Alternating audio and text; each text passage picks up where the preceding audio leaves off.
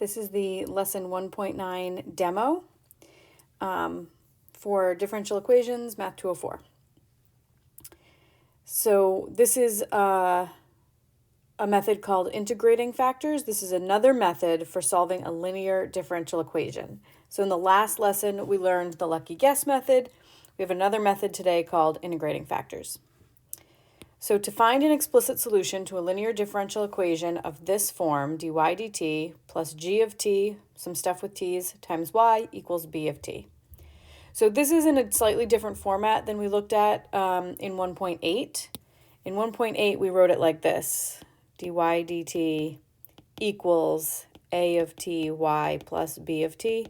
So we're just moving the a of t y term over to the other side, and we're calling it g of t y. So the method starts by computing what's called an integrating factor. We call it mu of t, and you calculate it by doing e to the integral of g of t dt, g of t being the function on y. We only need one integrating factor, so when you're calculating the integral of g of t dt, take the most convenient choice for the arbitrary constant, which is usually 0 or 1. Then we can determine solutions by multiplying both sides of the original differential equation by mu of t. We'll recognize the product rule and then integrate both sides.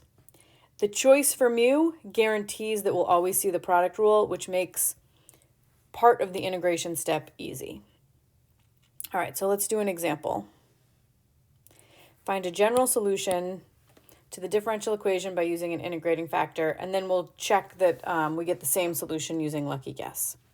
So for integrating factor, we start by calculating mu of t, which is e to the integral of g of t dt. And g of t in this case is the function on y here. It's just a 3. So this is e to the integral of 3 dt, which is e to the 3t. And I'm not going to write plus c because I only need one integrating factor. So I'm just going to take c to be 0.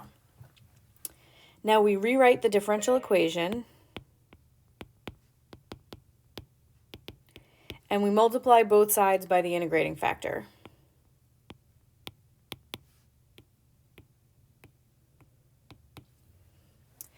Okay, so now I distribute. So I have e to the 3t times dy dt plus 3e to the 3t times y equals te to the 3t. Now, here's the part where you're going to see the product rule. And this happens every time. After you multiply both sides by the integrating factor, you're going to see the product rule pop out right here. So you can see this is e to the 3t times a derivative of y is the first term. So this is a function times the derivative of another plus a function y times the derivative of e to the 3t. 3e to the 3t is the derivative of e to the 3t.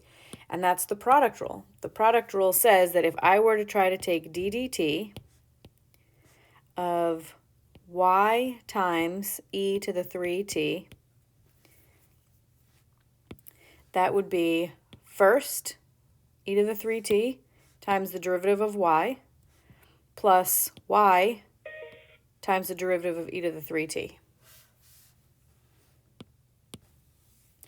And that equals te to the 3t.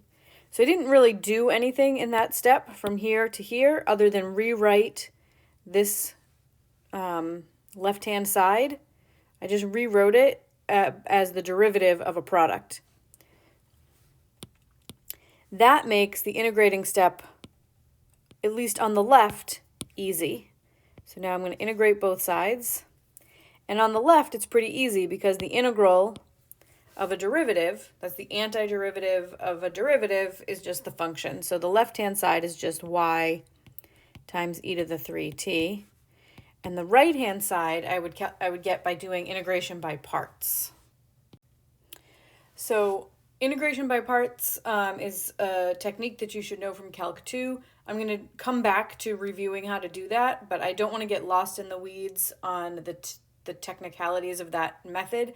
So I'm just going to write down the results of integration by parts here for you. And then you can watch the next video in the playlist for a review on how to do this. So the results of integration by parts on the integral of t e to the 3t is 1/3 t e to the 3t minus 1/9 e to the 3t plus c. Okay, now my goal is to find a function y of t that solves the differential equation. So I just have to get y by itself on the left. So I'm going to divide by e to the 3t. These cancel, and we get y equals. Now on the right, I need to divide this e to the 3t into all three terms of the numerator. Okay, so when I divide it into the first term, the e to the 3t's cancel, and I get 1/3 t. When you divide it into the second term, e to the 3t's cancel, so we get minus 1/9. And when you divide it into the third term, you get c over e to the 3t, or c e to the negative 3t, if you move it up and make the exponent negative. Okay, so now I'm going to go back and start this problem over, solving it using lucky guess to confirm that you get the same solution. So remember, lucky guess is a three-step process. Step one is to solve the associated homogeneous differential equation, which in this case would be dy dt equals negative 3y. And its solution, you use separation of variables, or maybe you've done it 5 million times by now, and you know that the solution is c e to the negative 3t. So there's your y homogeneous. Okay, step two is to find one particular solution by using a lucky guess. So we need to guess a y particular, and the y particular should have the form of the forcing function. So our forcing function is just a 3. Maybe it would be helpful to write this down as dy dt equals negative 3y plus t.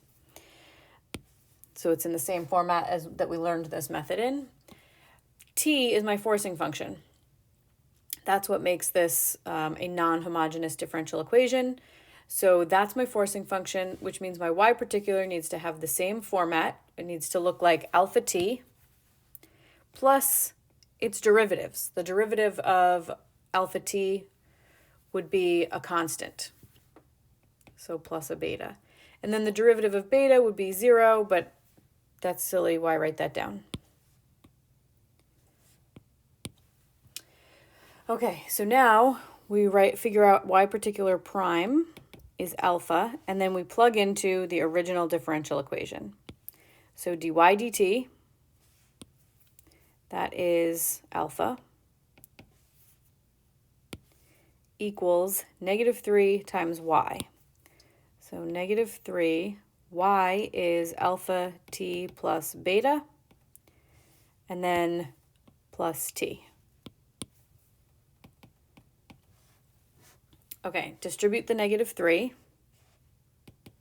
So I have negative 3 alpha t minus 3 beta plus t.